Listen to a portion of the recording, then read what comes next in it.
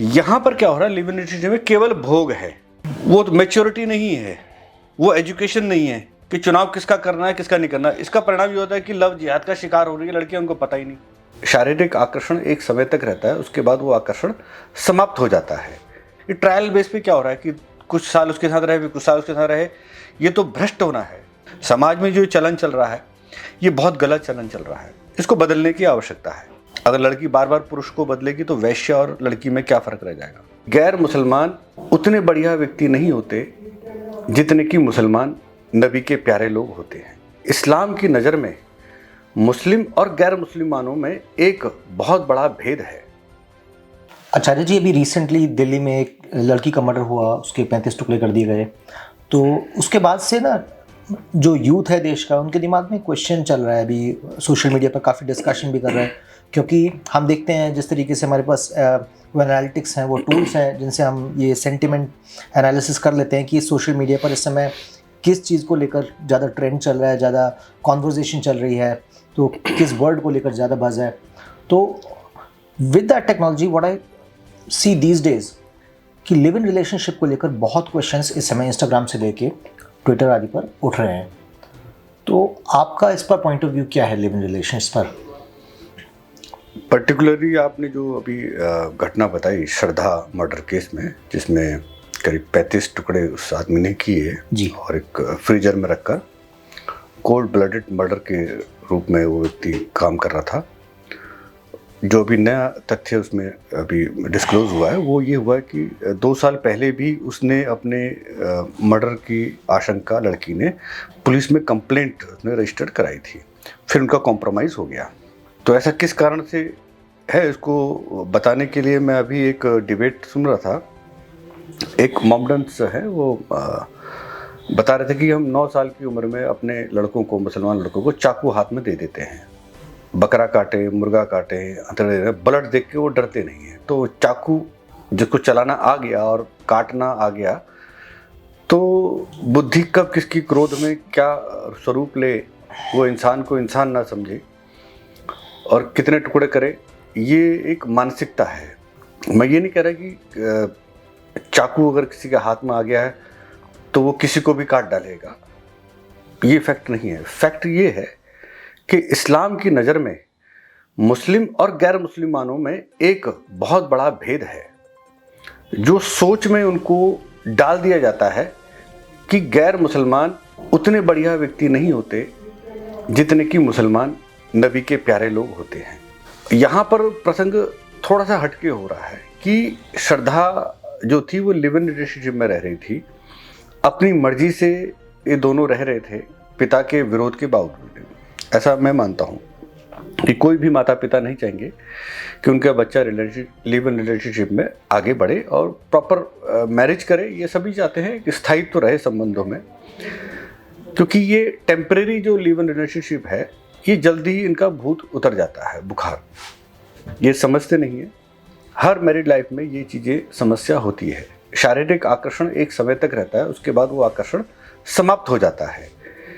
उसके बाद शुरू होती है एक अंदरूनी आंतरिक लड़ाई जो भीतर से बाहर आने को होती है, और जो बाहर आती है तो बहुत बड़ा विवाद, बहुत बड़ा कलेश, एक दूसरे पे ब्लेम गेम, सफलता असफलता के बीच में झूलता हुआ जीवन चक्र।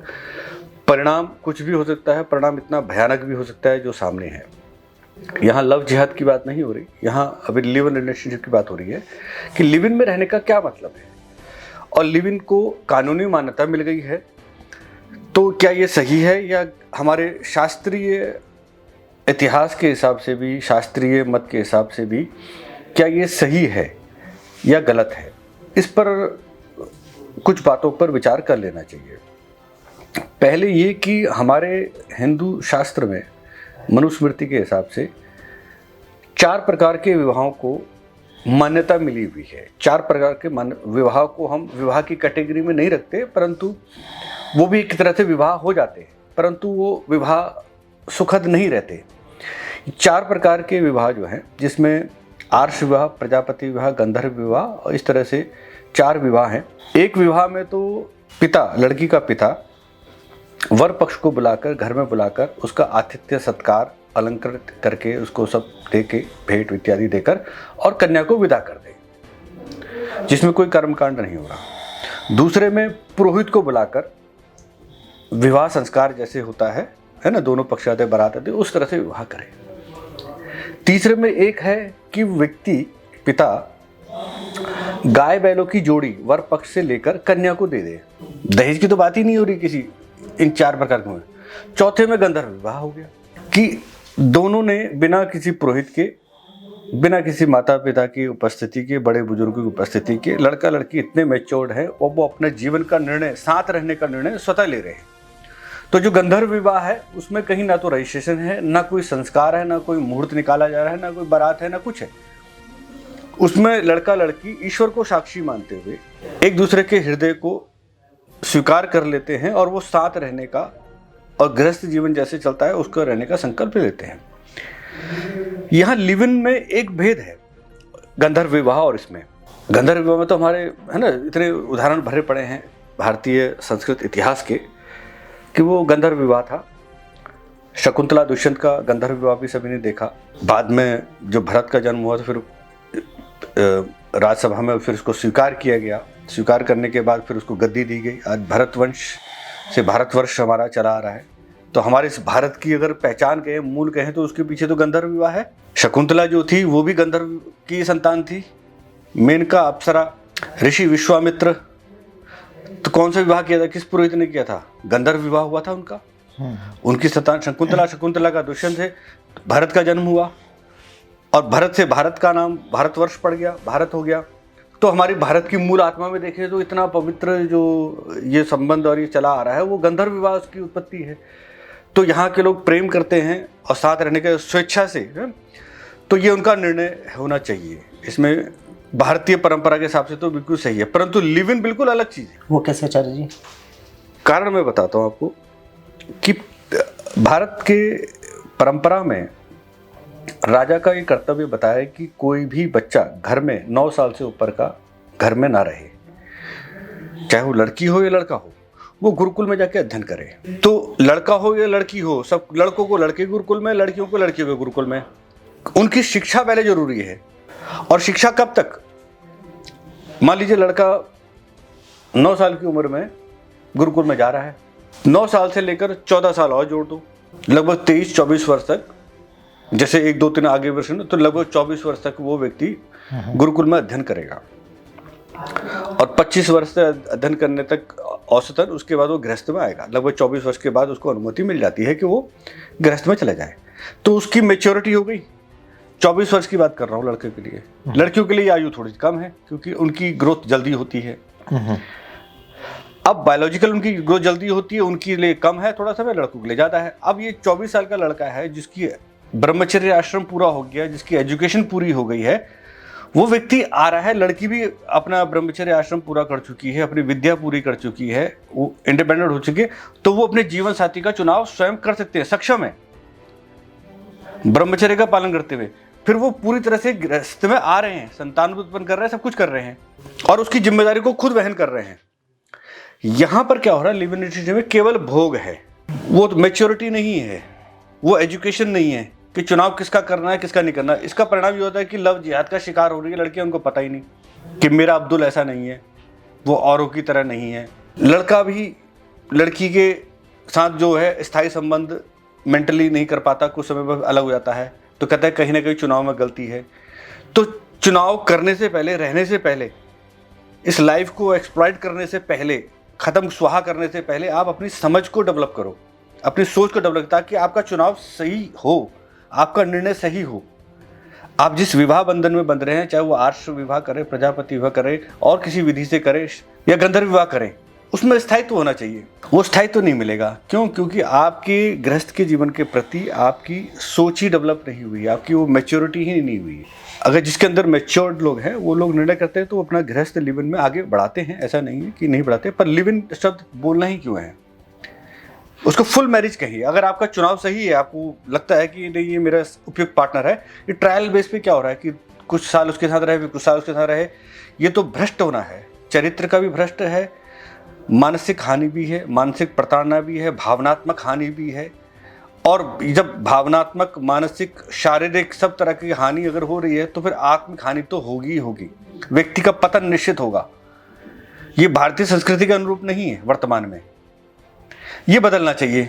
अगर उनको लगता है कि हम पर माँ बाप की मर्जी थोपी जा रही है, कि हमें स्वतंत्र नहीं, तो हर व्यक्ति स्वतंत्र है, परंतु कंडीशन है, पहले अपनी एजुकेशन पूरी करो, अपने पैरों पे स्टैंड हो जाओ और समझ लो कि गृहस्थ जीवन सबसे सर्वश्रेष्ठ जीवन है और श्रेष्ठ संतान उत्पन्न करनी है, संयमी संतान उत्पन्न करनी है, कुछ प्रोडक्शन बढ़िया बनाना है। भोग के लिए जीवन नहीं है, जीवन योग के लिए होना चाहिए, संयम के लिए जीवन होना चाहिए, वैल्यू एडिशन हो, वैल्यू एडिशन हो कि हमसे जो नेक्स्ट जनरेशन है, हमारी खुद की जो स्टेट ऑफ वेलबींग है, हमारी खुद की मेंटल और फिजिकल हेल्थ, स्पिरिचुअल हेल्थ इतनी अच्छी होनी चाहिए कि हम नेक्स्ट जनरेशन जो लेके आए वो हमसे बेटर हो।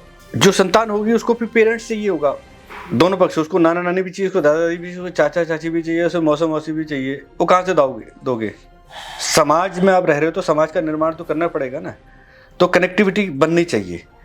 तो इसलिए प्रयास करें, माता पिता जिन्होंने आपको जन्म दिया है, जो आपके भाई बहन आपके साथ है, उन सबको अपनी खुशी में शामिल करो, एडजस्टमेंट करो, समझौता करो, सामंजस्य स्थापित करो, कुछ भी आप भाषा बोल सकते हैं, क्योंकि आप अपने लिए जीवन 2-3 साल का होगा, फिर जब संतान होगी तो संतान को फिर एक पारिवारिक वातावरण चाहिए, वो उसकी अपनी मेंटल ग्रोथ के लिए बहुत ज़रूरी है। वो जो लिव इन में वो चीज़ नहीं हो पाती, ये नुकसान है, ये साइड इफ़ेक्ट्स हैं।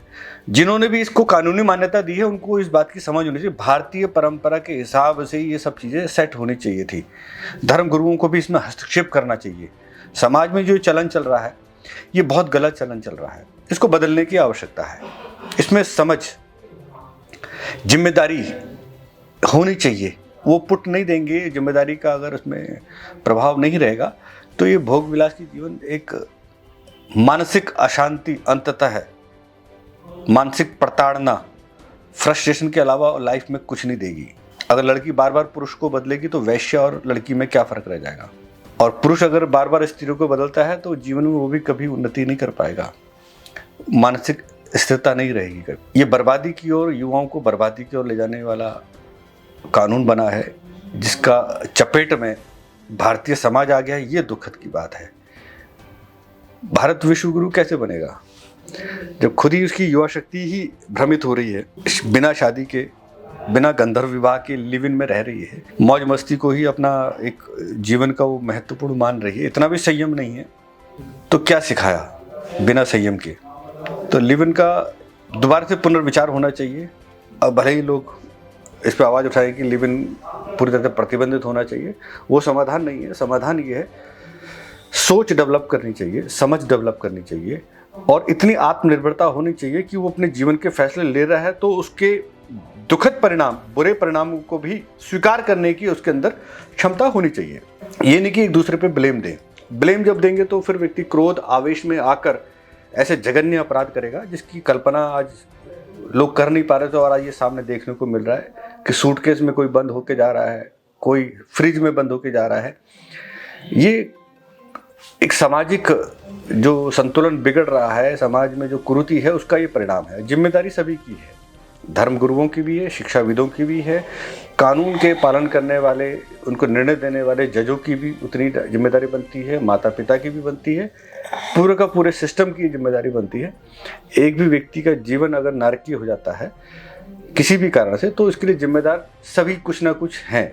तो इसको स्वीकार करना चाहिए, इस व्यवस्था को बदलने की आवश्यकता है। तो आचार्य जी, अगर हर कोई इसका दोषी है कहीं ना कहीं, किसी न किसी रूप में, कि सरकारों ने जिस तरीके से ढिलाई बरती है और मतलब जो करप्शन है हर लेवल पर, वो कहीं ना कहीं, और जो वोट बैंक पॉलिटिक्स है, तमाम चीज़ें, वो सब चीज़ों कहीं ना कहीं एक ऐसे इकोसिस्टम का निर्माण करती हैं जिसमें इस तरीके की विचारधारा को बढ़ावा मिले कि ठीक है, आप काट दो किसी को भी, कोई फ़र्क नहीं पड़ता है। तो आचार्य जी, ये इम्पॉर्टेंट तो है ही, मतलब ऑफ कोर्स की, लेकिन इसमें एक क्वेश्चन और आता है कि जो लड़कियां, मतलब जितनी भी लिव इन में रह रही हैं, जो भी लड़के लड़कियां लिव इन में रह रहे हैं, वो सारे तो नहीं है कि उनका पार्टनर दूसरे धर्म से हो।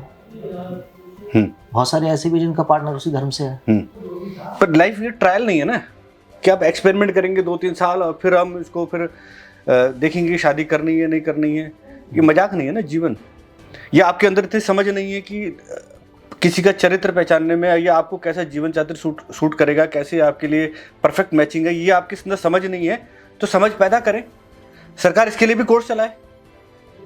पहले क्या विवाह नहीं होते थे इस देश में? ही जब विवाह होते आए हैं परंपरागत, तभी तो महाराणा प्रताप जैसे लोग पैदा हुए हैं, महाराजा शिवाजी भी पैदा हुए हैं, भगवान राम भी उसी परंपरा से हुए, मनुष्य से देवता तक बनने वाले लोग पैदा हुए हैं, कल्चर्ड लोग पैदा हुए हैं। आप जिस तरीके से सोच रहे हैं कि जीवन में रहेंगे, टेम्परेरी टाइम पास करेंगे, फिर हम देखेंगे, तीसरे देखेंगे, मैं कह रहा हूँ जीवन हताशा के, निराशा के अलावा और कुछ नहीं मिलने वाला। कहने का मतलब है कि गांधर्व विवाह के पीछे एक उद्देश्य होता था, एक समझ होती थी। हाँ। और ये जो लिव इन रिलेशनशिप है, ये सिर्फ एक, जैसे कहते हैं कि एक ऑब्सेशन में, या हो सकता है कि मतलब एक इन्फैचुएशन का रिजल्ट हो खाली। मतलब समझ वैसी विकसित नहीं है। अर्जुन डेवलप कर ली। अर्जुन और सुभद्रा का भी गंधर्व विवाह था, एक दूसरे पसंद कर लिया, बाद में आके फिर विवाह दूसरे तरीके से कराया। समाज की उपस्थिति। रुक्मणी ने भी गंधर्व विवाह कर लिया था, पत्र के माध्यम से कृष्ण को अपना पति स्वीकार कर लिया था।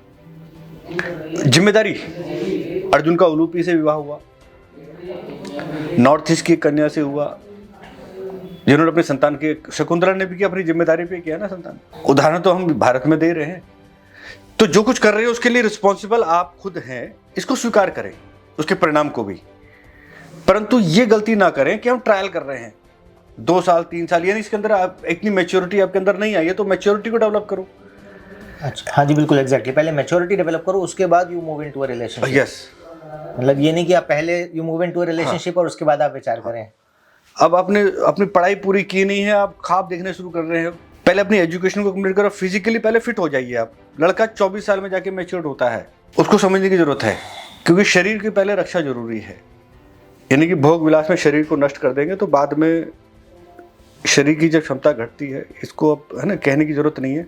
फिल्में बिगाड़ रही हैं, आपकी मोबाइल की फिल्में है ना, ये वेब सीरीज बिगाड़ रही है। दोष किसी को नहीं देना, सबका थोड़ा बहुत कंट्रीब्यूशन है। धीरे धीरे हम पहचान नहीं पा रहे, कहीं ना कहीं किसी अपरिचित की आवश्यकता है देश को। हाँ। से आपने वो फिल्म देखी होगी शायद, अपरिचित, साउथ की। जी जी जी। जिसमें वो विक्रम की मल्टीपल पर्सनैलिटीज हैं, तो उनमें से एक तो हम भी है, जिसमें से एक सीधा साधा ब्राह्मण है। हाँ। दूसरा वो अपरिचित है, जो ऐसे लोगों को दंड देता है गरुड़ पुराण के हिसाब से। जो लोग जो भी क्राइम करते हैं उसी के अकॉर्डिंग गरुड़ पुराण में जो सज़ा लिखी है वही सज़ा वो उनको देता है, खासकर भ्रष्टाचारियों को। तो देश को एक अपरिचित जैसे सुपर हीरो की आवश्यकता है। देखिए, हम 1000 साल में तो सांस्कृतिक राजनीतिक आक्रमण झेलते आए, और अभी हमें शायद अभी 100 साल और लगे, या 50 साल लगे, या 25 साल में परिवर्तन आ जाए, क्योंकि अब ग्लोबली तो हम इंफॉर्मेशन जल्दी शेयर करते हैं एक दूसरे की, और तो इसके कारण से भी हो सकता है कि जल्द ही राष्ट्र और सभी राष्ट्र, देश के, विश्व के सभी राष्ट्र एक आचार संहिता बनाने पर कामयाब हो जाए कि हाँ, अगर एक हैप्पी लाइफ जीनी है, एक स्वस्थ लाइफ जीवन जीना है, तो हमें कुछ बातों को परहेज रखना पड़ेगा, कुछ बाउंड्रीज हमें बनानी पड़ेगी, शादी को लेकर खास तौर से। तो ये समय आएगा। तो भारत का हिंदुत्व या हिंदू शास्त्र जो है, उसके आधार पर फ्रीडम के लिए कोई मनाही नहीं है, परंतु हमारे अपने बेनिफिट्स के लिए हमें क्या करना चाहिए। हमारे 4 वर्ण व्यवस्था, 4 आश्रम व्यवस्था, जो कर्म के आधार पर है, जन्म से तो होता ही होता है, आदमी वर्ण लेके पैदा होता है, परंतु कर्मों का भी बहुत बड़ा रोल हमारे इसमें स्वीकार किया गया है। व्यवस्था, जन्म, कर्म, वर्ण व्यवस्था और आश्रम व्यवस्था। आश्रम व्यवस्था क्या है कि 4 स्टेजेस में व्यक्ति की ग्रोथ होगी। पहली ग्रोथ में उसको ब्रह्मचर्य आश्रम में रहेगी, यानी वो पूरी तरह से, चाहे वो जंगलों में ट्रेनिंग करे, फिजिकली रहना सीखे, वाइल्ड लाइफ के एनवायरनमेंट में जो रह रहा है आदमी, ठीक है, सोसाइटी से दूर रह रहा है, तो जो जंगलों में रहना सीख गया है, वहाँ लर्निंग सीख गया है, वो व्यक्ति कभी मार नहीं खाएगा। पांडवों को भी वनवास हुआ था, राम को भी वनवास हुआ था। एक टाइम जरूर ऐसा आएगा कि जब महाराणा प्रताप भी निर्वासित हो गए थे। निर्वासिता सबके जीवन में आती है, परंतु जिसके अंदर जीवनी शक्ति है, लड़ने की शक्ति है, और अभाव में भी जो व्यक्ति सर्वाइवल कर सकता है, वो कुछ बन जाता है। हम एजुकेशन दे रहे हैं, अच्छा पैकेज मिलेगा, अच्छा मिलेगा, पर जब रिसेशन आएगा, है ना, डाउनफॉल आएगा व्यक्ति की, कुछ भी हो सकता है, तो क्या करेगा? सुसाइड करेगा आदमी। इस जीवन का मूल्य समझने के लिए ब्रह्मचर्य आश्रम गुरुकुली व्यवस्था बहुत जरूरी है। उसके बाद फिर गृहस्थ में आएगा, 25 साल रहे, 30 साल रहे, 35 साल रहे, 40 साल रहे, फिर वानप्रस्थ, यानी थोड़ा सा नेक्स्ट जनरेशन के साथ थोड़ा सा गैप डिस्टेंस मेंटेन करते हुए अपनी ग्रोथ पे ध्यान दे, अपनी स्पिरिचुअल ग्रोथ पे ध्यान दे। ये व्यवस्था हमारे यहाँ थी, और ये कोई व्यवस्था किसी के द्वारा थोपी भी नहीं है। ये ह्यूमन नेचर के हिसाब से, उसकी डेवलपमेंट के हिसाब से ये चीज़ डेवलप हुई है। और ये ईश्वर के ज्ञान में भी ये बात आती है, भगवद गीता में भी, चातुर्वर्ण्यम मया सृष्टम गुण कर्म विभागशः। कि सब मेरे द्वारा तो उत्पन्न है। बंधन भी जरूरी है, बंधन मुक्त भी होना जरूरी है। एक कहानी लीवन तक समझ नहीं हो जाए कि बस भोग के अलावा और कोई दिमाग में रहे ना।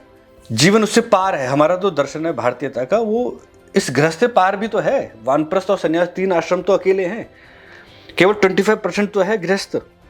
और गृहस्थ में गृह में मतलब घर में स्थित हो जाए व्यक्ति। मंत्र आता है कि अथर्ववेद का, परोपे ही मनस पापा, कि हे मेरे मन के पाप दूर हो जा, जंगलों में जा, वनेषु संचरा, गोषु गृहेषु में मना, कि मेरा मन घर में और गौवों में लग गया है।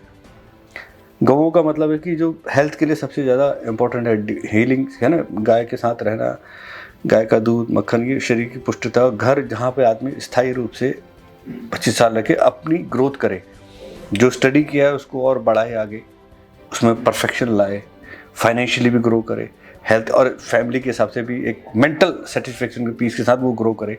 एक ड्यूटी भी है समाज के प्रति, उसको भी निभाए। उसके बाद फिर वो फ्री है, कोई बाउंडेशन नहीं है। तो एक वैदिक कॉन्सेप्ट को फिर से दोबारा से समझने की जरूरत है। अगर समझ में आ गया तो फिर ये मुझे लगता है ये जो कानून बने हुए ये सब प्रभावहीन हो जाएंगे। सरकारें चाहे क्योंकि उनकी लड़ाई दूसरे स्तर पर रहती है, पावर में आना है तो वोट की राजनीति चक्कर में, कल्चर एजुकेशन उनका मुद्दा नहीं रहता कभी प्रायोरिटी बेस पर। इसके लिए अभी 25 साल और लगेंगे। तो कैसा लगा आप लोगों को ये डिस्कशन, आप हमको कमेंट करके बताएं और इस वीडियो को शेयर करें उन लोगों के साथ जिनके मन में चल रहे हैं इस समय कुछ ऐसे प्रश्न जिनका उत्तर हर किसी के पास नहीं मिलेगा और गूगल पर तो बिल्कुल नहीं मिलेगा। तो कहते हैं जहाँ पर गूगल भी काम नहीं आता वहाँ पर हमारी फिलॉसफी, हमारा जो दर्शन है वो काम आता है। और उसके लिए हम लोग बहुत बहुत थैंकफुल हैं आचार्य मदन जी के, जो आकर हमारा मार्गदर्शन कर रहे हैं ऐसे कॉम्प्लेक्स इश्यूज़ के ऊपर, जिनकी आज नॉलेज हमारी यूथ को बहुत ज़्यादा इम्पोर्टेंट है उनके लिए। Thank you. धन्यवाद। नारायण हर हर महादेव जी।